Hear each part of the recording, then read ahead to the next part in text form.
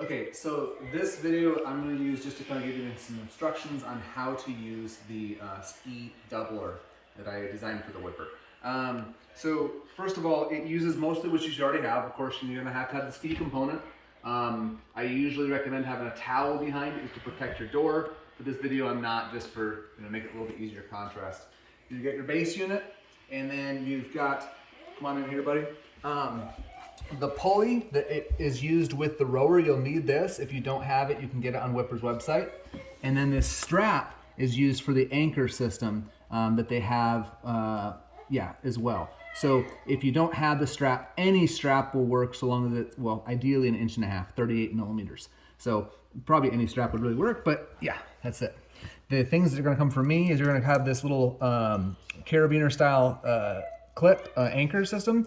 The ones I'm sending out are rubber coated on the bottom. I've done that to help protect in case it hits the door or hits your base unit. This one I just haven't done it yet. So you'll see it either white or black coating on the bottom. And then this is the 3D printed and designed system that actually holds the doubler. So if you take the two pieces apart, you'll see that you can insert one piece into the pulley and then insert the other piece into the pulley. They'll come together. Now we're not going to do that yet. We want to keep them separated for now as we set this up. Okay, so I've already set up the length of this strap. I'm going to go ahead and slide it over top of the base plate and the bubble, the balloon, whatever, and get ready to put it under my door. Now in my door, because it was trimmed a bit short, I keep this rug underneath the base unit. It helps it to keep from moving around too much. All right, so I'm going to get this all kind of set up here. Oh, there you go. I had it kind of wrinkled.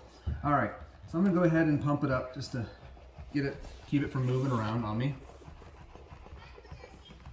All right, we're good.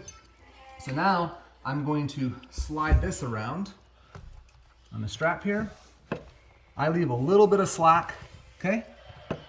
Not too much. That's how as far as how much I tighten the strap.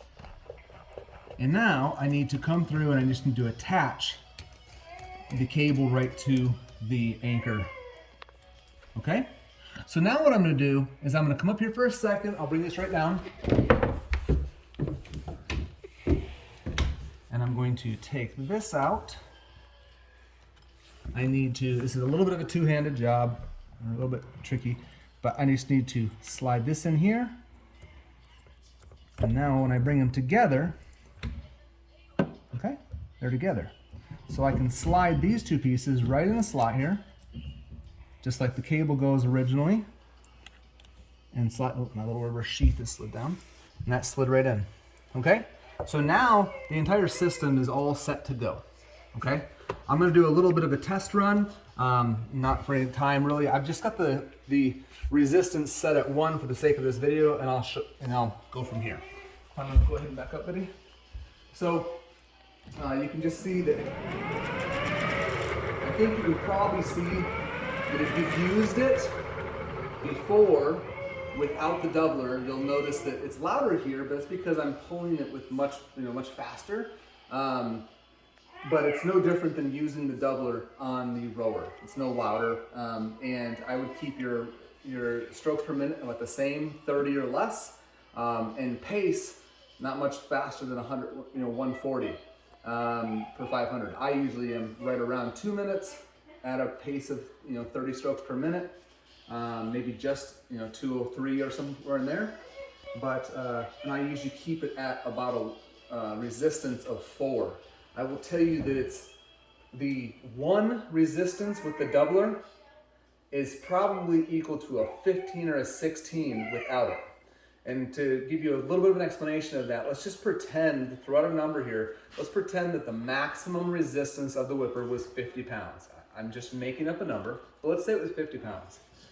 The one would be 41 pounds. It's not 1 pound, 5 pounds, 10 pounds. It's 41 pounds. And then you would get to 42, 43, 44, 45 up to 50. When you double that, you now get 90, or you get 100 pounds. You get 98, 96, down to 82. I'm exaggerating, but the point is the range is not, that the Whipr comes from is not 1 is next to 0 and 10 is 10 times as resistant. So feel it out for yourself, but I think you'll notice that even at a 1, it's way more resistance than it was before. I do most of my workouts at about a 4, and then I've done it at 10. It's pretty terrible. And in my opinion, it's pretty rough. So yeah, like I said, I think I said a second ago, try to keep your strokes per minute around 30 or less. I've read informally that's Whipr recommends not going above 30. And that's fine for me. With the 10 resistance and out the doubler, I was going around 40 because I had to just to get a good pump. And now it's pretty good. So anyway, I think that's about it. Hopefully that helps explain it.